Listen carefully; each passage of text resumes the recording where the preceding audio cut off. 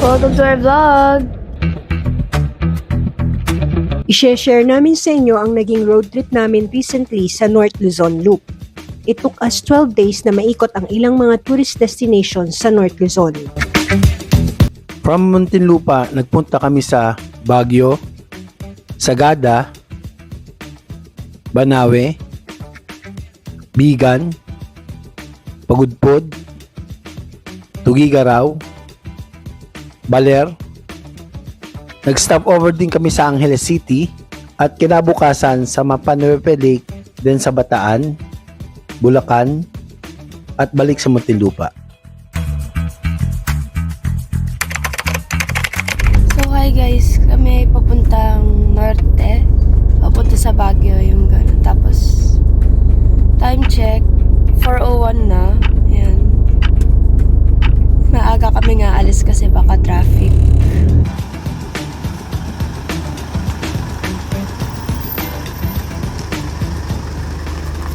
Punong-puno ng gamit sa sasakyan namin. Dala kasi namin ang buong bahay.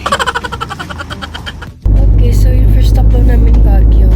Baka matulog pa ako dito kasi inaantok pa ako. Tapos pinatay pa ni Daddy yung ilaw. Okay na? Yan. Let's go! Pero daan muna tayo sa gas station. Okay, so nag-full tank tayo para meron tayong starting point dito sa Muntinlupa para makompute natin kung magkano magagastos natin dito sa ating North Luzon road trip.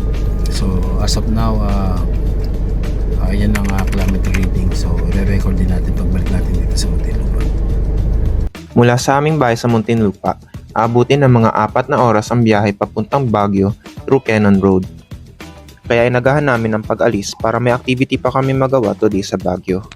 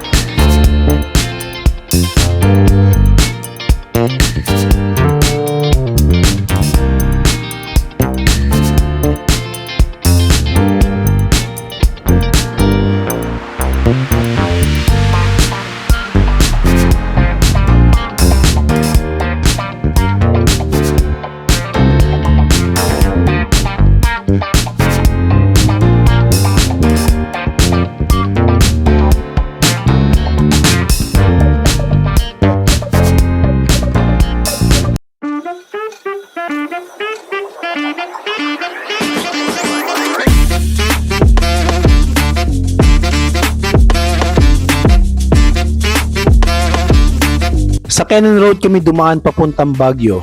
Ang Cannon Road kasi ang pinakamabilis na route papuntang Baguio. Sa daang ring ito madadaanan ang kilalang Lion's Head ng Baguio.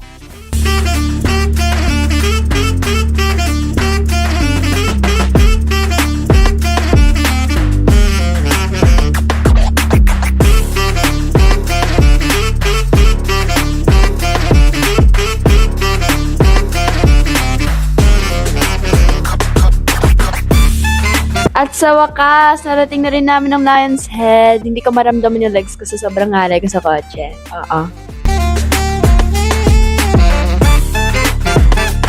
At syempre, hindi rin namin papalampasin ang kakaibang taho dito sa Baguio, ang strawberry flavored taho. Meron din silang ube flavor.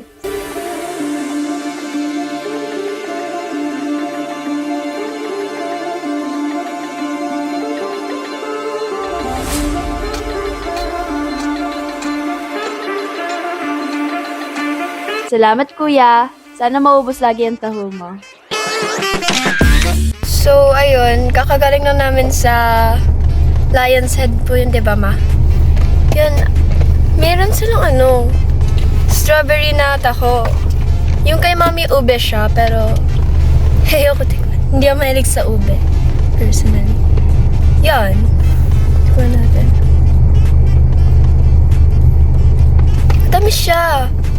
Hindi siya yung maasim eh.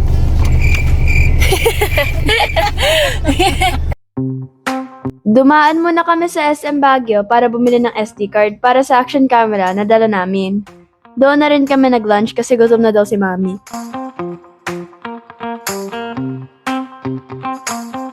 Papunta naman kami ngayon sa Strawberry Farm sa La Trinidad, Benguet.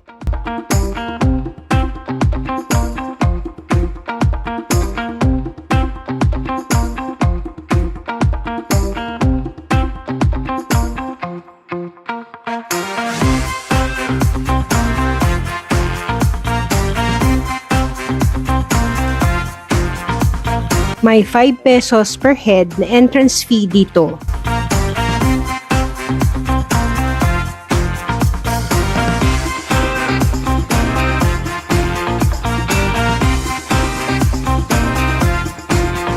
Hindi lang strawberries ang tinatanim dito. Meron ding mga gulay na mura mo lang mabibili.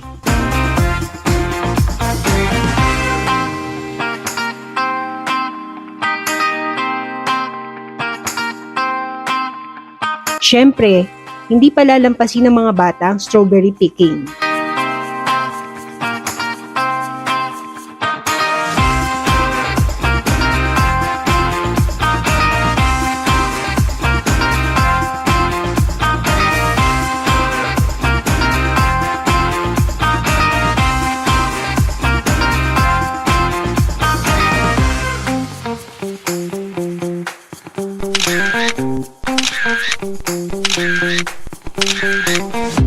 Tapos na kami mamitas ng strawberry.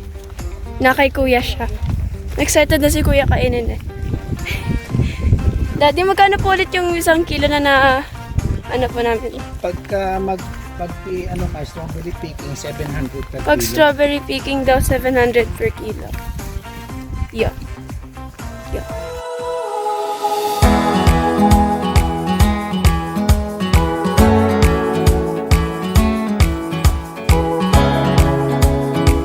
Marami ring iba't ibang produkto ang mabibili dito gaya ng strawberry wine, strawberry jam, mga souvenirs at iba't ibang mga pampasalubong.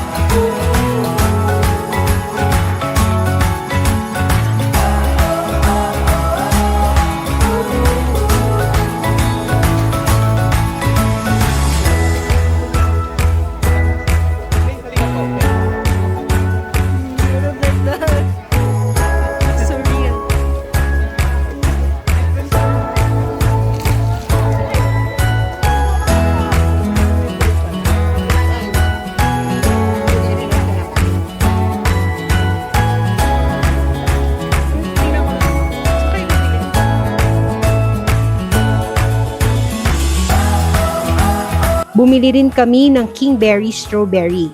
Sa bundok daw ang mga ito galing.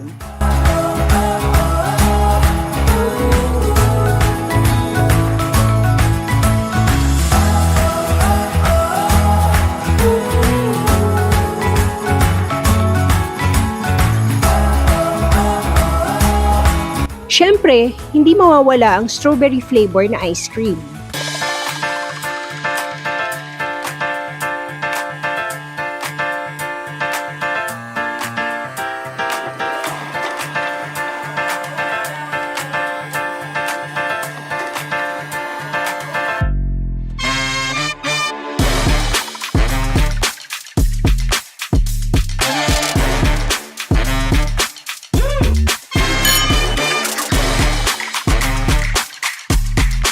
Wow, nilibre ako ng ice cream.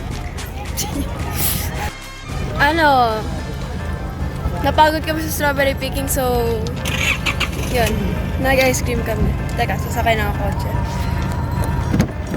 Sheesh. Ayun, sumakay lang ako ng car. Kasi, ayun, para makaupo na. Ang lasa niya.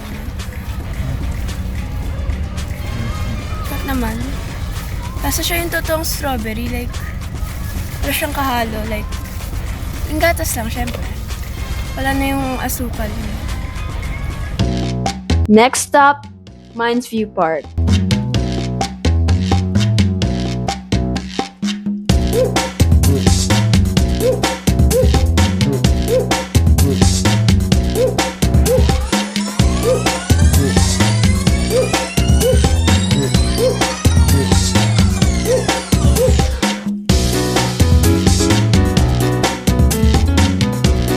May 10 pesos each na entrance fee dito.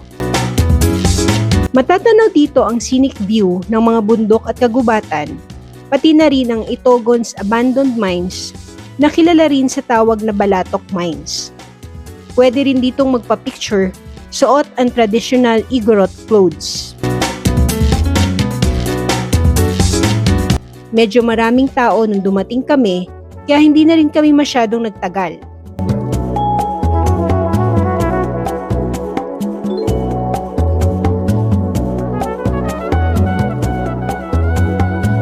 At marami rin ditong tindang mga souvenirs.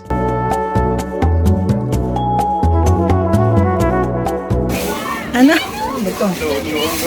Pampado? Makulit yan.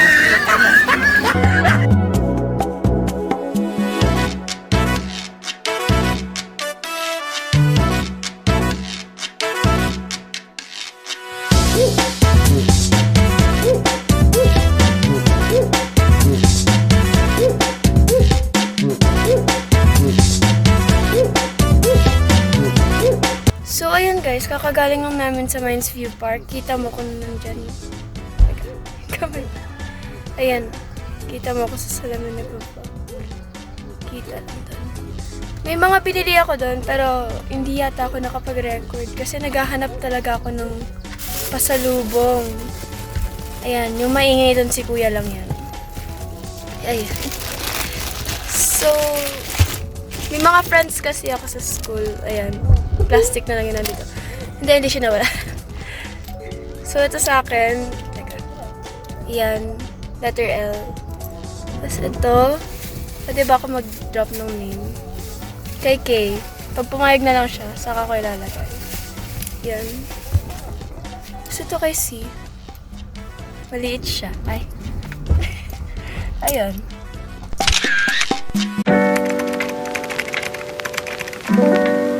Guys, good morning. Nakapagbihis na kami ni Kuya. Andyan siya sa kama pero hindi ko siya mapakita. Kasi nagre-relax lang siya kasi yun. Si Mami at Daddy magbibihis pa sila. Next stop namin ay sa PMA. Time check ay 6:11. So ayun, nasa kotse na kami. Dadaan daw muna kami sa The Mansion bago kami mag-PMA. Sobrang lamig ngayon. Like, halos hindi ko na maramdaman yung kamay ko. Vitamins. Vitamins? Yan lang. Mag-vitamins muna daw ako.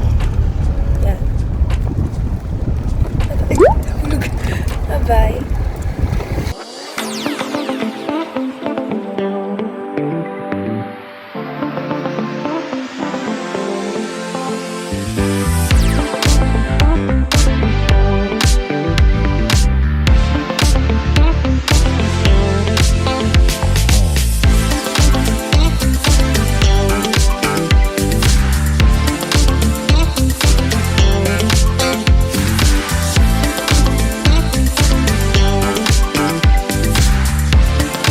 Ang The Mansion ay itinayo noong 1908 bilang opisyal na summer residence ng American Governors Generals.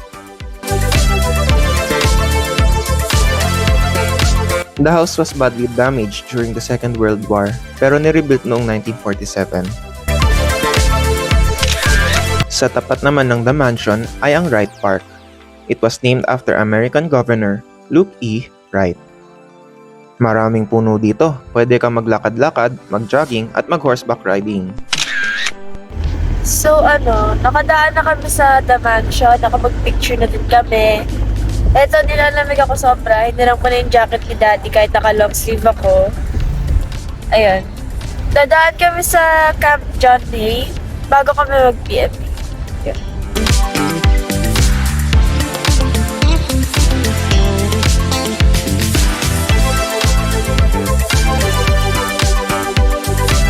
Ang Camp John Hay ay itinayo ng mga Amerikano noong 1903 bilang pahingaan at puuk-libangan ng kanilang mga sundalo at empleyado. Morning po. Apat. Saan ang main ano nito? Main yung pinaka-main attraction ng Camp John Hay? Oh, sa taas. Diretso ito, tapos may paakyat doon. Sa kaliwa, diretso. Sige. Basta diretso nyo ito. Salamat po. May patas doon. Salamat. Sa kasalukuyan, popular ang kampo na ito sa mga turistang nagpupunta sa Baguio.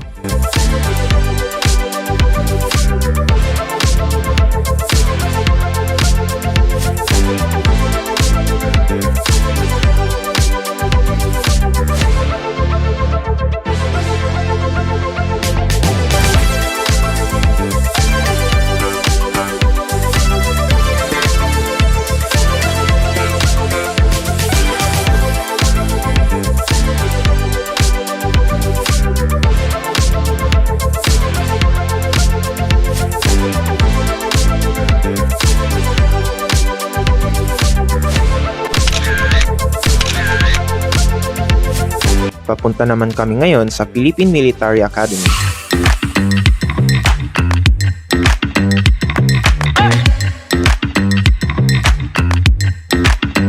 Ang Philippine Military Academy o Akademya Militar ng Pilipinas ay itinatag noong December 21, 1936. Ito ang paaralan ng pagsasanay para sa mga magiging opisyal ng Armed Forces of the Philippines. Dahil na lang po tayo na transfer yan. Diretso lang ano. Okay, may signages po tayo. Okay. Salamat.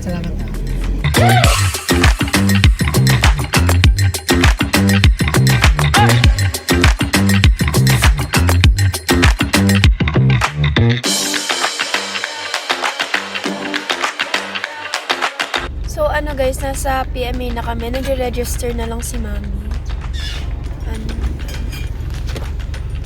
Basta andun siya. Yan.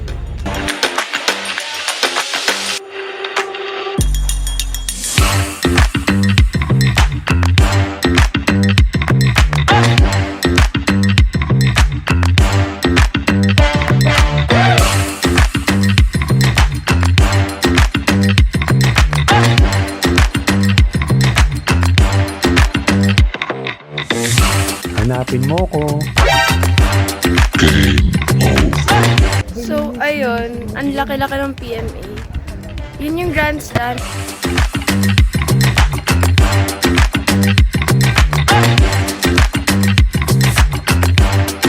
Wala silang parade ngayon kasi meron silang event. Barrio Fiesta. Yan.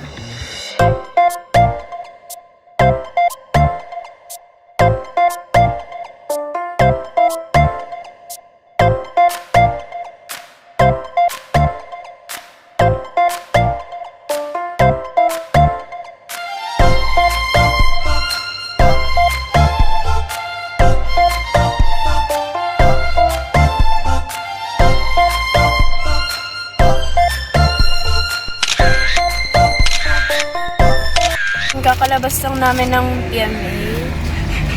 Meron akong biniling souvenir. Tuwang-tuwa ako dun kasi ang cute-cute niya. Dito. May malaki dun kaso ang mahal. Tatlo yung bibilin ko kasi basta tatlo kami dun. Tatlo kami magkaka-friends, gano'n. Pasalubungan ko sila. Cute to. So yung sunod naming destination ay sa Botanical Garden. Nagkikigil pa rin ako sa kanya. So, ayun guys. Nasa Botanical Garden tayo. Kita mo naman dyan. Ang daming mga halaman. Yeah. Ay, iya bawal mo po dyan. Dito tapos mo po. Ano nang upuan? Yeah. Yun o.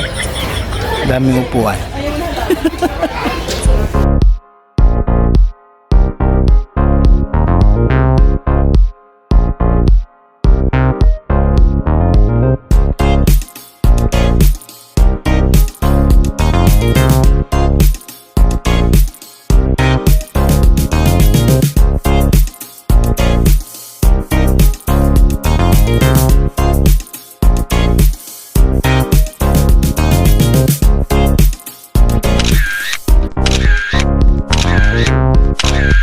Papasukin naman natin ang Japanese tunnel dito sa Botanical Garden. What's this, dead end? Uy, mili ko. Oh, ba't ako natatakot? Natatakot ako eh. Hala, may lumabas. Ayoko na. Ayoko na. Padilim kasi ng padilim eh. Ang ganda kasi dito sa Kuweba eh. Padilim ng padilim. Natatakot ako. Balik na tayo doon. Dapat umutot para kulog na kulog.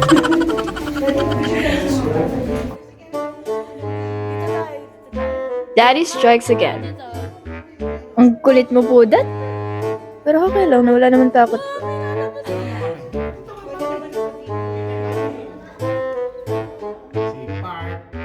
Bakit may ano?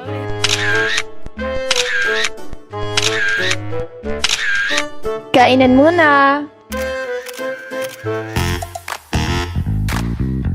Ang sunod namin pupuntahan ay ang Picmar Heritage Lodge and Camping Grounds na nasa pinakamataas na lugar dito sa Baguio.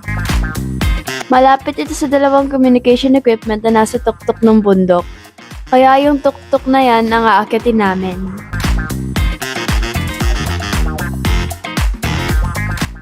Sobrang taas ng lugar, mahahawakan mo na yung ulap. Amazing! Sa ulap na kami.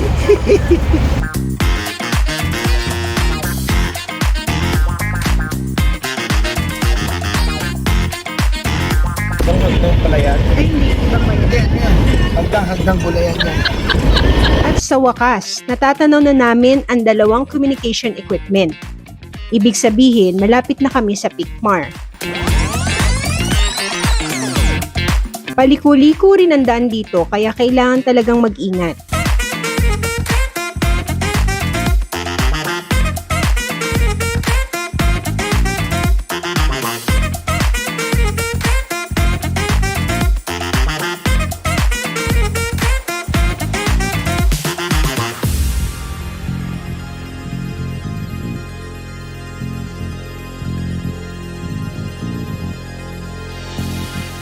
May mga nadaanan rin kaming mga kalsadang nagka-landslide at kasalukuyang ginagawa.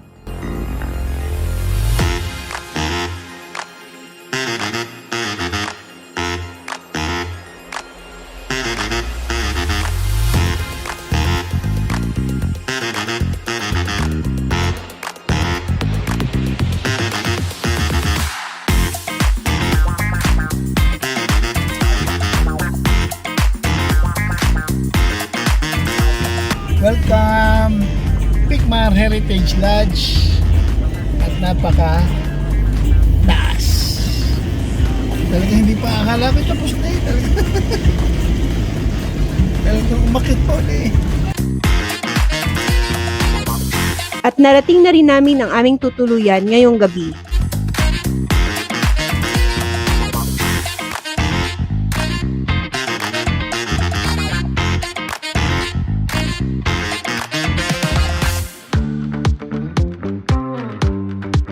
Ito ang top view ng Picmar Heritage Lodge and Camping Grounds. Ito ang pinakamalaking camping ground nila.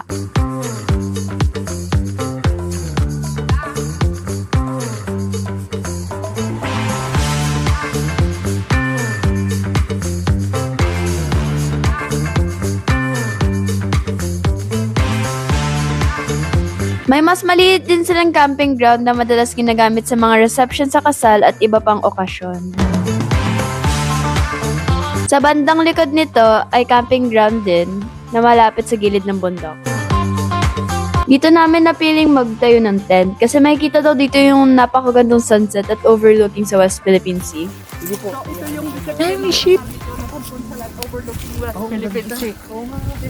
West Philippine Sea po yan. Pagka kaya lang natakpan. Pero mga pakaganda niyang... Dagat po yung natin. Yes. Oo. Dagat. West Philippine Sea. Ano, yung isa... Dito ang ay ano yan yung ceremony ni Jonathan. Dito ang ano. Kasi gusto niya sunset sana overlooking West Philippine Sea. Pero I discouraged him, sabi ko. Kasi we cannot predict the weather. Opo. Matatakpan din yan, tako. Ay, tama, Gawin tama nyo, po. gawin nyo morning na lang. Ang Picmar ay 2 minutes away sa famous na sitio sa lugar na ito, ang Sitio La Presa. Dito shoot ang teleseryeng Forevermore. Nag-shoot din daw ang cast at staff ng Forevermore sa bandang baba ng Picmar. Matatanaw rin mula sa Picmar ang dalawang higanteng communication equipment. Hi guys! Nandito kami sa camping site namin. Nagsiset up na sila ng tent doon. Yan. Wala akong ambag. Charot. Siyempre may ambag ako, yun no. Mamaya na po ulit name ng campsite na to. Picmar Heritage. Yan. Picmar Heritage daw yung tawag sa campsite na to. Tapos, yan, may mga kambing doon.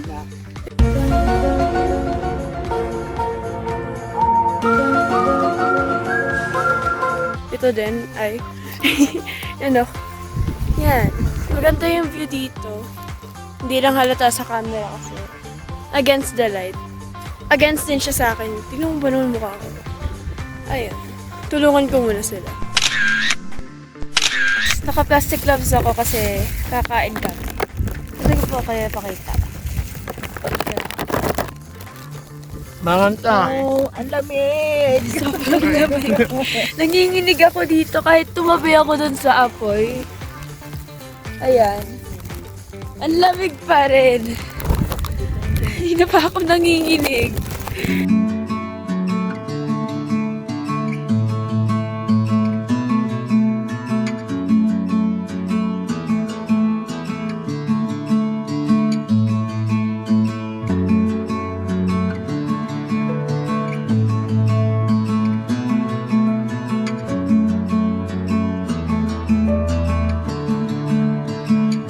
Oh, pampainit. Palamig din eh.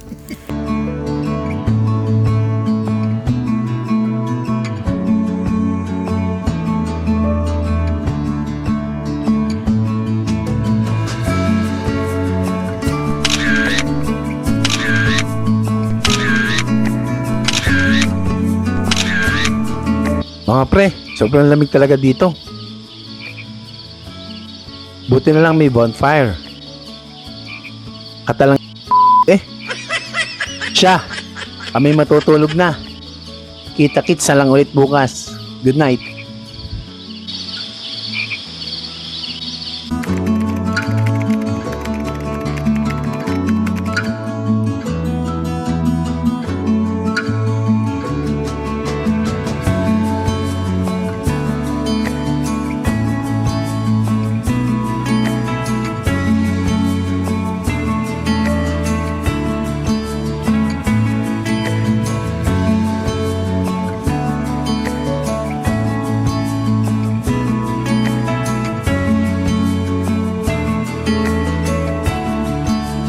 Please leave a like, subscribe, and hit that notification bell so you'll get notified whenever we post new vlogs.